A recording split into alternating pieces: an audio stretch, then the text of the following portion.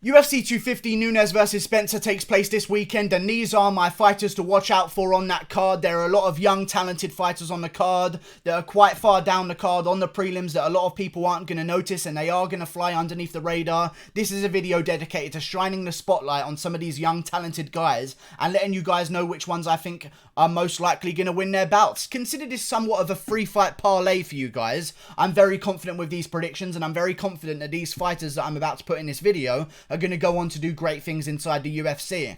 However, before we get into the video, I need to establish some rules. There are not going to be fighters on this card that I have already made prediction videos about. Otherwise, Sean O'Malley and Brian Kelleher would maybe be on this list, although Brian Kelleher, again, would not be on this list because I don't think he's going to win his bout. That's another rule for the video. I need to think that they're going to win their upcoming fights. That's another little bit of a condition there, which is why maybe Alex Perez, who's a young guy on the come-up that a lot of people might not know about, is not on this list. I think Formiga's going to beat him. So let's get straight into it. If you want to hear about those other guys, I've got videos on my channel. Go check them out. But this video is strictly for people I haven't spoken about yet. Starting with Chase Hooper. Amazing fighter, 9-0, undefeated. Not really an amazing fighter, but he's getting there. He's learning. Another guy who's still learning the game of MMA is Alex Caceres, proven by the fact that he wins one, loses one, wins one, loses one, wins one, loses one his entire fucking career. I'm a man who pays attention to trends. Alex Caceres just won a fight. He's going to lose. That's how it works. Wins one, loses one. Now he's taking on Chase Hooper. Undefeated guy, 9-0. One draw on his resume, but it was a close one. Came through the Contender Series, 20 years of age. When he's not at M&M World, he's training in the gym, getting better and better every single day. He's improving tenfold as well because of how young he is and how new to the game he is. He's been very active, which means he's not going to have any ring rust. I'm looking forward to seeing Chase Hooper take on Alex Caceres. I think that I'm picking Chase Hooper here mainly because of Alex Caceres is not a good style matchup for him, for Alex Caceres to win. Alex Caceres should have picked a different guy than Chase Hooper, because what is Chase Hooper's objective? Throw some weird stuff on the feet and then eventually get you to the ground and submit you or finish you by ground and pound. Alex Caceres is a guy who's going to want to keep this standing. He is a guy who's shown that he has some takedown defense issues and some submission defense issues in the past in his career before. He did show against Steven Peterson that he could do a little bit more with the boxing combinations. However, inherently, he is a guy that on the feet likes to throw a lot of flashy kicks. And when you're throwing a lot of flashy kicks, the one thing I would not want you to fight against is a guy who wants to take you down. You've got Alex Caceres, who's going to be throwing head kicks, left, right, and center, body kicks, lead leg kicks, anything off of his legs to any part of your body, mainly the head, because that's what he likes to do so often. And you've got a guy in Chase Hooper here on the other side who's going to be looking to take him down. Caceres spends 90% of the fight on one leg. Like, that's how active he is in the striking, and that's how many opportunities he's going to be giving Chase Hooper. I feel as though Chase Hooper's going to get it done. He has the reach advantage on the feet, which I think is going to be able to keep him safe. Alex Caceres is a guy who normally has the reach advantage over his opponents, which is why he's able to strike so well against guys like Steven Peterson. Boxed him up on the outside, kicks him up on the outside. With Chase Hooper, I think his reach advantage is going to be a blessing because it's going to keep him out of danger on the feet, meaning that Alex Caceres is not going to be able to reach Chase Hooper with his hands.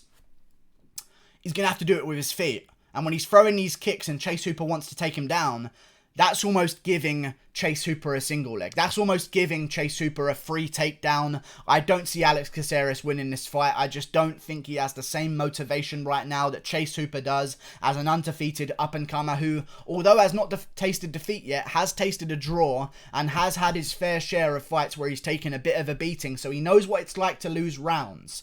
That's something that I like about Chase Hooper because that's going to force him to correct some mistakes in his game without actually taking a loss on his official resume as a pro. If you do have a draw on your resume, it's a free bypass of a loss or a win.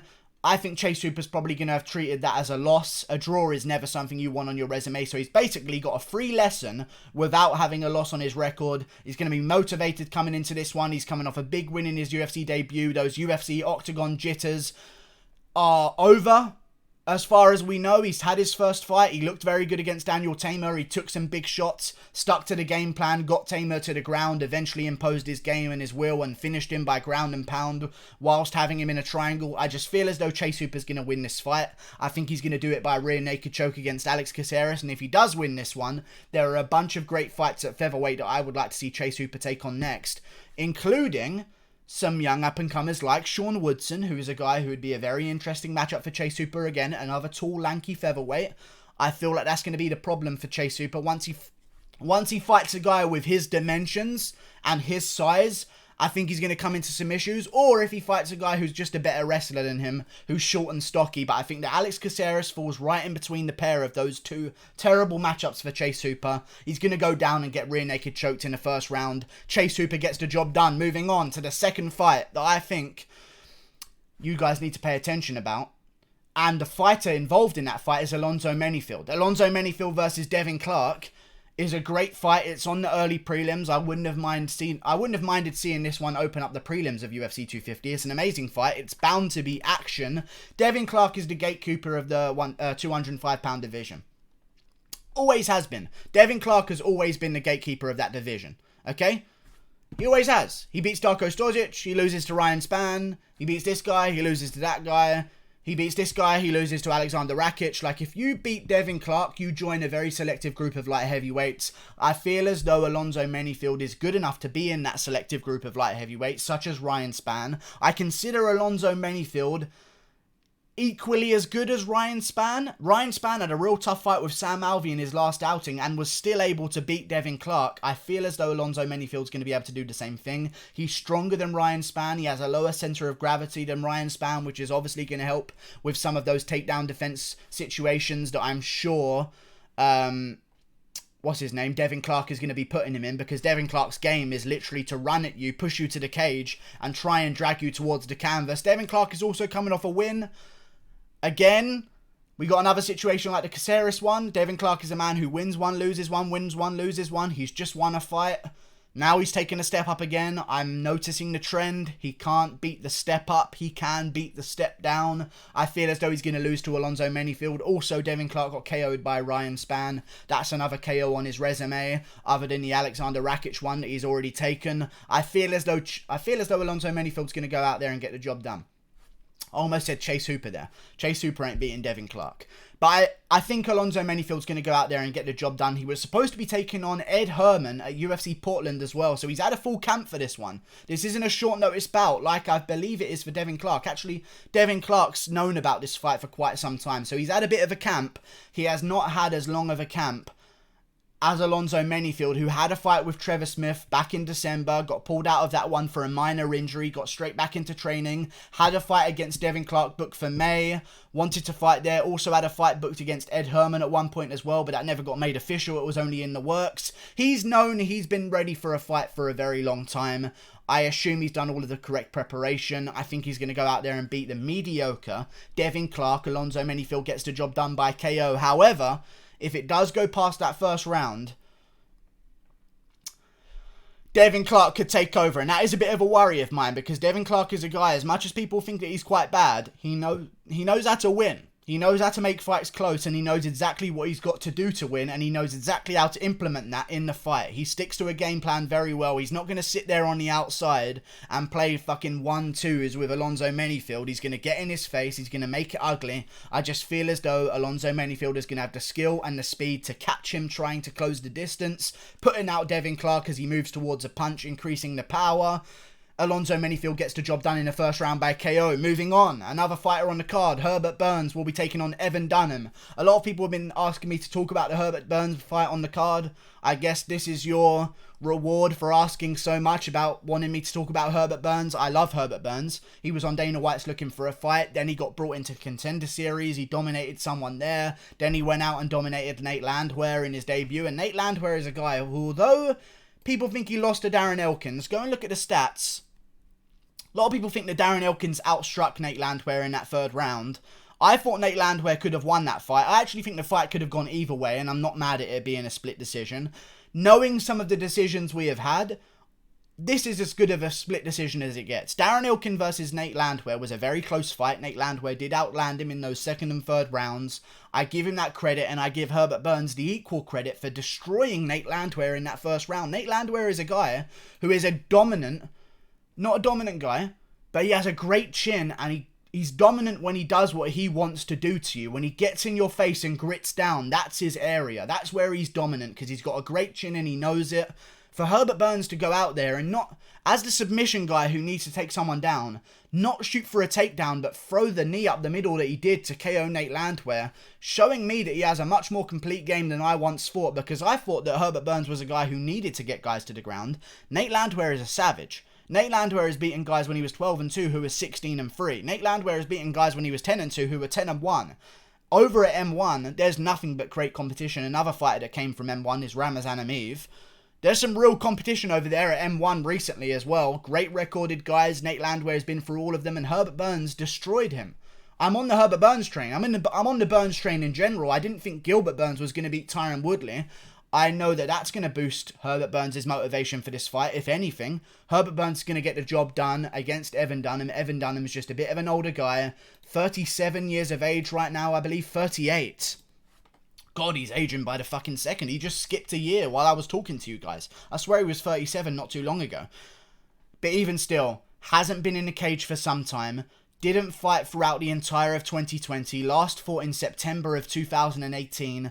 These aren't good signs. By the way, in 2018, he lost to Olivier Aubin-Mercier and Francisco Trinaldo by KO.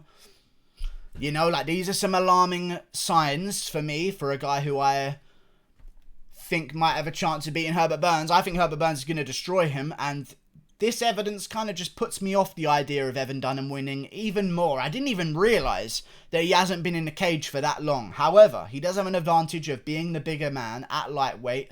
Herbert Burns is a much more natural featherweight. Evan Dunham is a much more natural lightweight. He's going to have that inherent size advantage. However, Herbert Burns, again, look at this resume. He beat Nate Landwehr, who was 13-2 at the time. Destroyed him by a KO to the face. I knew that was going to happen.